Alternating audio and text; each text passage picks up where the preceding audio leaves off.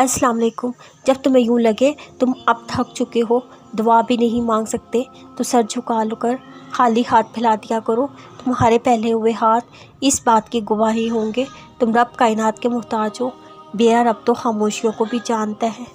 सुत मरियम हमें सिखाती है मौत से हो सकते हैं। अल्लाह अपने बंदों को तनहा नहीं छोड़ता। मुश्किलात का हल अल्लाह ही निकाल सकता है। बेशक सब अल्लाह के हुक्म से है। जब जब तुम सोचते हो कि वो रब तुमसे नाराज़ हो गया, तब तक वो तुम्हारे सबसे ज़्यादा नज़दीक होता है। वो अपनी नाराज़गी का ख्याल डालता है अपने बंदे के दिल में, ताकि उसका बंदा भागकर उसकी बारगाह में हाजिर हो जाए, उससे अपनी सारी बातें बयान कर दे।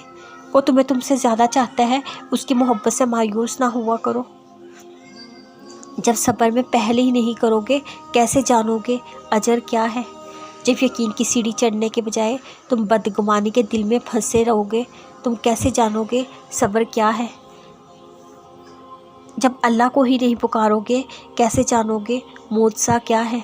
लोगों के कहे पर फ़ौरन यकीन करके मायूस हो जाओगे, तो कैसे जानोगे अल्लाह की बसलियत क्या है?